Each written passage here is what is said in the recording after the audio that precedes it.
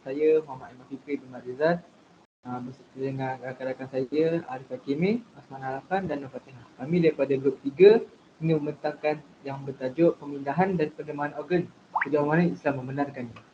Pengenalan pemindahan organ atau transplantasi organ ialah sejenis prosedur perubatan di mana organ dikeluarkan daripada satu tubuh dan diletakkan ke dalam tubuh penerima untuk menggantikan organ yang rosak atau hilang. Dalam Islam, rawatan ini adalah harus kepada seseorang yang berada dalam keadaan darurat dan bertujuan untuk menyelamatkan nyawa.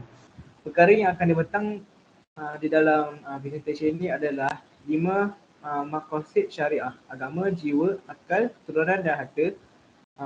Seterusnya adalah kawaid fi dalil, cadangan, penyelesaian dan rujukan. Baik, objektif. Objektif bagi pemindahan organ adalah secara amnya, transplant atau pemindahan organ adalah proses memindahkan dan menggantikan organ atau tisu yang tidak berfungsi dengan organ atau tisu yang sihat dan masih berfungsi daripada orang lain. Dengan perkembangan teknologi perubatan moden ini, dapat menggantikan organ yang rosak seperti buah pinggang, jantung, hati dan paru-paru. Selain itu, tisu juga boleh didermakan. Antaranya adalah mata, tulang kulit dan injap jantung. Demikian itu, semakin ramai penerima mampu menjalani hidup yang lebih baik dan mempunyai usia yang panjang. Maqasid syariah dan kawaid fiqhiyah. Saya akan terangkan seterusnya. Baik, bagi maqasid syariah, bagi agama, sudut agama, pendermaan dan pemindahan organ, agama Islam sedar bahawa perkara ini adalah satu kaedah perubatan yang tidak disebut secara terperinci di dalam Al-Quran. Ini kerana kaedah pemindahan dan pendermaan organ ini adalah satu perkembangan dalam dunia perubatan. Prinsip syariah yang dilihat untuk mengeluarkan fakta mengenai isu pemindahan organ termasuk juga mengatasi larangan, memilih cara yang kurang memudaratkan dan perlu dirawat dengan cara yang diyakini pakar perubatan. Bagi sudut jiwa, jelas bahawa pendermaan ini adalah bertujuan bagi menyelamatkan nyawa pesakit dan juga menambahkan baikkan lagi tahap kesihatan si penerima organ tersebut. Ini bermakna isu ini adalah tentang kebaikan kesihatan. Namun kesihatan yang akan dipandang dan dibincangkan oleh syariat adalah adakah ianya mampu memberi kesan sampingan atau risiko kepada pesakit. Pada pemerhatian dan kajian KKM, mereka telah mendapati bahawa sebilangan besar penerima organ akan pulih sepenuhnya dan boleh melakukan aktiviti harian seperti biasa selepas beberapa minggu proses pembedahan selesai. Walau bagaimanapun, jelas bahawa prosedur pembedahan yang lain tidak mustahil. Pemindahan organ turut mempunyai risiko tertentu semasa pembedahan dan proses pemindahan organ tersebut dijalankan. Bagi sudut akal, telah menjadi tanggungjawab semua individu untuk memanfaatkan dan menjaga akal yang Allah beri kerana ianya satu kurnia yang membezakan manusia dan haiwan. Justru Islam melarang sama sekali bagi manusia untuk meminum arak, merokok dan mengambil apa sahaja ubatan yang terlarang. Ini kerana bahan dan minuman seperti ini akan merosakkan organ dalaman badan seperti paru-paru, jantung, hati, ginjal dan juga pelbagai organ dalaman lain. Mencegah lebih baik dari mengubati. Ini adalah perumpamaan di mana memberitahu bahawa kita seharusnya mengelakkan diri dari mengambil pelbagai bahan yang terlarang ini supaya kita tidak perlu mengharapkan organ tubuh badan orang lain sampai bila-bila. Seterusnya, bagi sudut keturunan, dalam Islam, isu keturunan amat penting untuk dibicarakan. Setiap anak yang dilahirkan dalam keluarga haruslah mempunyai silsilah yang jelas seperti contoh ibu bapa yang sah dan berkahwin secara sah. Ini bertujuan akan menjaga akidah seseorang. Perkara ini boleh juga menjadi persoalan dalam isu mendermakan organ. Adakah apabila menerima organ, ini bermakna si penerima organ mempunyai pertalian darah dengan si pemberi organ. Perkongsian organ tidak menjadikan si penerima organ mewarisi mahram si pemberi organ. Ini bermakna setelah seseorang itu menerima organ, mereka boleh menjalani kehidupan normal seperti biasa. Malah si penerima organ tetap boleh berkahwin dengan si pemberi organ jika berlainan jantina dan mereka adalah beragama Islam. Seterusnya adalah harta. Organ yang kita miliki adalah harta yang tidak ternilai dan tiada harganya. Selain harus menjaganya, kita juga harus menikmatinya dan menggunakannya untuk beribadah kepada Allah SWT. Ini bermaksud, janganlah kita sesekali merosakkan tubuh badan kita dengan sengaja seperti meminum arak dan menghisap rokok serta seumpamanya. Islam juga menyatakan bahawa organ yang didermakan tidak boleh dijadikan bahan jual beli ataupun mengaut sebarang keuntungan darinya. Baiklah, kawaid fikih. Berdasarkan konteks yang diambil daripada masalah dan musalah, iaitu setiap mendatangkan kebaikan atau yang membawa kemanfaatan dan menolak kerosakan. Menurut pandangan Dr. Yusof Al-Qaradawi, seorang ulama dari Mesir, di dalam kitabnya berjudul Fatwa Kontemporer Masa, kini menjelaskan bahawa hukum pemindahan organ adalah harus bagi seseorang yang berada dalam situasi darurat. Pemindahan organ mempunyai 4 syarat pemindahan organ bagi orang mati kepada yang hidup. Antara syaratnya adalah diizinkannya atau wali tanpa paksaan, yakin bahawa pemindahan itu berjaya semata-mata untuk perbuatan sahaja dan tiada unsur jual beli. Terdapat 3 pendapat hukum pemindahan organ reproduktif seperti zakar, vas deferens, tube fallopian, uterus, vagina dan rahim.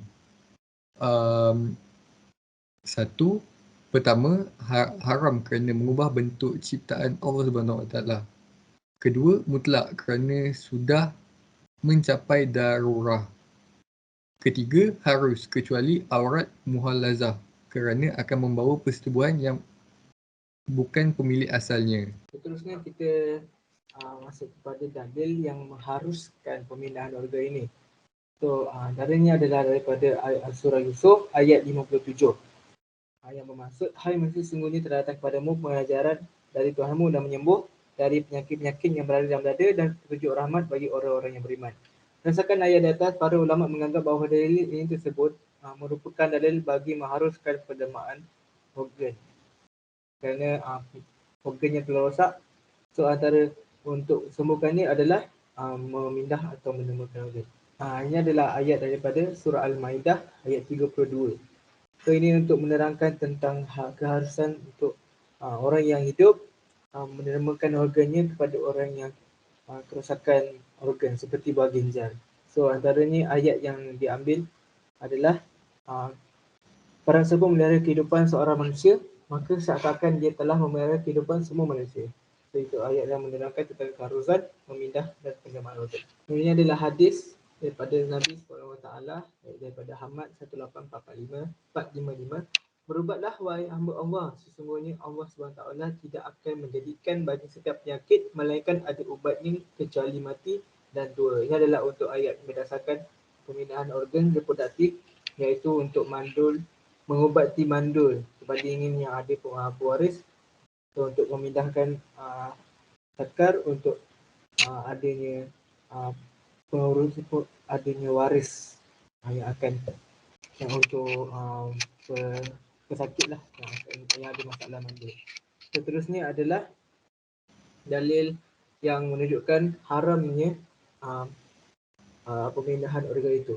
Antaranya adalah ayat daripada surah Al-Baqarah 195. Dan janganlah kamu sengaja mencampakkan diri kamu dalam bahaya binasa. Jika pemindahan organ itu sangat berisiko dan boleh menyebabkan kematian, maka hukumnya adalah haram. Ini ayat yang dipetik daripada mazhab Syafi'i, yang bermaksud semua yang terpisah dan terpotong dari yang hidup, maka hukumnya sebagaimana bangkainya, iaitu apabila organ yang tubuh badan yang terpotong daripada tubuh manusia yang hidup ditulis sebagai najis. So di sisi mazhab Syafi'i, penerimaan najis adalah haram. Seterusnya, antara isu dalam pendermaan dan penerimaan organ ialah yang pertama, terdapat isu risiko kematian dan menjejaskan kesihatan bagi penderma organ adalah 50-50, di mana 50% akan hidup dan sihat, 50% kemungkinan sakit dan meninggal dunia. Ianya bergantung pada tahap keupayaan seseorang dan cara perubatan tersebut. Selain itu, ada juga isu mendapatkan kebenaran atau keizinan waris serta keluarga. Biasanya terjadi pada penderma yang telah meninggal dunia. Hal ini demikian kerana arwah tidak memberitahu dan berbincang dengan ahli keluarga terlebih dahulu. Keluarga mengatakan mereka tidak tahu bahawa arwah ada mendaftarkan dirinya sebagai penderma. Disebabkan tidak tahu, keluarga tidak membenarkan pendermaan organ itu dilangsungkan. Oleh itu, doktor lain terpaksa menerangkan hal tersebut untuk mendapatkan kebenaran keluarga penderma. Akhir sekali, isu ramai pesakit yang menunggu penerimaan organ seperti buah pinggang, hati, jantung dan sebagainya. Kajian di Malaysia menunjukkan ramai pesakit, terutamanya pesakit buah pinggang, yang perlu menunggu untuk menerima organ itu selama 20 tahun. Hal ini demikian kerana kekurangan penderma organ di Malaysia ini. Oleh itu, ada banyak kaedah atau cara untuk menyelesaikan masalah tersebut. Antaranya, cara yang terbaik sekiranya kita ingin mengelakkan pendermaan dan penerimaan organ berlaku, menjaga pemakanan adalah yang utama. Kita wajarlah makan makanan yang mengandungi vitamin, misalnya vitamin C, seperti sayur kailan, sawi, buah jambu dan betik. Hal ini demikian kerana makan makanan yang mengandungi vitamin C dapat mengurangkan risiko penyakit kronik dan berbahaya. Bukan itu sahaja, kita juga mestilah mematuhi kuantiti pengambilan makanan seperti yang tertera di dalam piramid makanan. Selain itu, perbincangan antara penderma organ dengan ahli keluarga juga perlu dilakukan. Seperti yang kita sedia maklum, seseorang yang berumur 18 tahun ke atas dibenarkan mendaftar sebagai pengikrar. Oleh itu, untuk mengelakkan sebarang salah faham atau pergaduhan berlaku selepas penderma meninggal dunia, cara yang terbaik adalah penderma hendaklah berbincang dan mendapatkan kebenaran ahli keluarga terlebih dahulu tentang pendaftaran sebagai pengikrar penderma organ sebelum penderma meninggal dunia. Akhir sekali, ramai pesakit di Malaysia ini yang menunggu penerimaan organ. Tetapi, disebabkan kekurangan penderma, maka ramai pesakit yang terpaksa menunggu lama. Oleh itu, cara yang terbaik adalah dengan mengadakan kempen. Melalui kempen ini, perlulah diberitahu apakah kebaikan menderma organ. Oleh itu, ramai yang akan mendaftar untuk menjadi pengikrar penderma organ. Secara tidak langsung, peratus penderma organ di Malaysia akan meningkat. Ini adalah contoh beberapa rujukan yang kami gunakan untuk mengkaji dan menganalisis isu pendermaan organ. Sekian itu sahaja daripada kami. Terima kasih. Assalamualaikum warahmatullahi wabarakatuh.